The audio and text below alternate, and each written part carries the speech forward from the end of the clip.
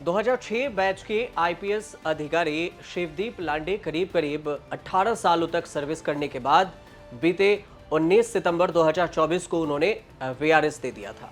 और जब वीआरएस दिया था तब भी उनकी खूब चर्चा हुई थी कि शिवदीप लांडे पूर्णिया के आईजी पद पर तैनात थे और अचानक से वीआरएस दिया तो मीडिया ने सवाल किया कि क्या वो राजनीति में आएंगे। लेकिन उसका जवाब तब उन्होंने नहीं दिया था, लेकिन अब दिया कि जो बात पुलिस सर्विस में रहते हुए हम नहीं कर पाए वही काम अब राजनीति में करेंगे और राजनीति में इसी वजह से हम आए। हालांकि इस्तीफा देने के करीब 2 से 4 महीने बाद जनवरी 2025 में उनका इस्तीफा कबूल किया गया। लांडे हैं तो महाराष्ट्र से, लेकिन उनकी कर्मभूमि बिहार रही है। वीआरएस लेने के बाद ऐसे कयास लगाए जा रहे थे कि पुलिस सेवा को छोड़कर राजनीति में आएंगे, लेकिन तब उन्होंने साफ नहीं किया था। लेकिन अब राजनीति में आ गए हैं और किसी बड़े पार्टी से उन्हें राज्यसभा का ऑफर भी मिला था, लेकिन वो नहीं स्वीकार किए। अब शिवदीप लांडे ने बिहार विधानसभा चुनाव से पहले ही अपनी नई पार्टी हिंद सेना का ऐलान किया है। मतलब हिंद सेना नाम से पार्टी बनाई है। पार्टी के बारे में भी विस्तार से बताया है। क्षेत्रीय पार्टी आरजेडी, जेडीयू, हम, वीआईपी, इन सारे पार्टियों के बीच में और इसके अलावा जन स्वराज के भी बीच में एक नई पार्टी आई है, हिंद सेना। शिवदीप लांडे का क्या कुछ कहना है अपनी पार्टी को लेकर, मिशन को लेकर, वो बयान सुनिए। एक राजनीतिक विकल्प के तौर पर माध्यम बन सकते हैं। जब मैंने सोचा और अमल लाने की कोशिश की तो मेरे सामने बहुत सारे राजनीतिक दल के विकल्प थे। मैं यह बता देना चाहता हूं कि बहुत लोगों ने मुझे अप्रोच भी किया। किसी ने राज्यसभा का ऑफर किया, किसी ने आने वाले समय में मंत्री बनाएंगे इस तरह से बातें की। काफी लोगों ने चलाया था। किसी ने इस तरह से अप्रोच किया, नाम दे लूंगा कि आपको सीएम का फेस वहां पे हम प्रोजेक्ट कर सकते हैं। तो भाई ये एमएलए बनना, एमपी बनना, मंत्री बनना, ये तो मेरा स्वार्थ नहीं है। जो मैंने पुलिसिंग में सेवा दी वो निस्वार्थ होकर दी। तो मुझे जो चाहिए था ये युवाओं की दशा और दिशा सुधारने वाला एक जनरेशन यहाँ पे चाहिए था। तो मैंने सोचा और अमल में लाया, क्यों ना हम युवाओं की पार्टी बनाए जिसमें जो जुझारू युवा है उनको हम एक चांस दे सके।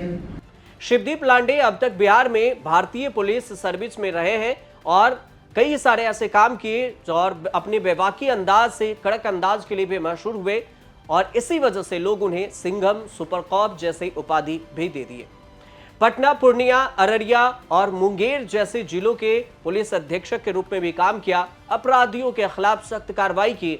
49 साल के लांडे ने पार्टी के लॉन्चिंग के मौके पर साफ कह दिया कि उनके जो जड़ें हैं वो भले ही महाराष्ट्र से हो, लेकिन कर्मभूमि बिहार रही है और इसलिए बिहार के युवाओं के लिए अब काम करेंगे। आपको यह भी बता दें कि लांडे शिवसेना नेता और महाराष्ट्र के सरकार में मंत्री रह चुके विजय शिवतारे के दामाद हैं। 29 अगस्त 1976 को महाराष्ट्र के विदर्भ क्षेत्र के अकोला जिले में किसान परिवार में जन्मे लांडे की शादी 2 फरवरी 2024 को ममता शिवतारे से हुई थी।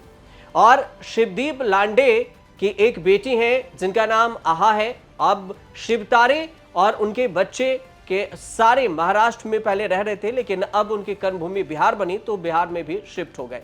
महाराष्ट्र से बिहार में आए और फिर बिहार में पूर्व आईपीएस अफसर रहते हुए कई सारे काम किए। इस वजह से उन्होंने काफी सुर्खियां बटोरी। शिवदीप लांडे पुलिस सेवा में रहते हुए डिप्टी कमिश्नर ऑफ पुलिस, इसके अलावा एंटी नारकोटिक्स सेल, इसके अलावा क्राइम ब्रांच मुंबई के रूप में भी काम किया है। और इससे पहले उन्होंने बिहार के पटना, अररिया, पूर्णिया, मुंगेर जैसे जिलों में भी एसपी के पद पर काम किया। पटना सेंट्रल के एसपी के रूप में उन्होंने खूब लोकप्रियता बटोरी थी, क्योंकि उस वक्त उन्होंने कई सारे खूंखार अपराधियों को गिरफ्तार भी किया था और उनके खिलाफ सख्त कार्रवाई की थी। यही वजह है कि बिहार के लोगों ने उन्हें दबंग, सिंघम, सुपर कॉप नाम दे दिया और इसी नाम से वो फेमस भी हो गए, चर्चा भी होने लगी।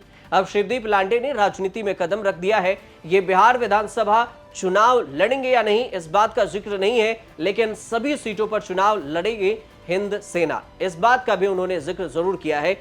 100% विधानसभा चुनाव लड़ने की बात हुई है, लेकिन किस सीट से खुद लड़ेंगे इसके कोई भी जानकारी नहीं दी। 243 बिहार विधानसभा की सीटें हैं और इस 243 सीटों पर चुनाव लड़ने की बात शिवदीप लांडे ने कही है।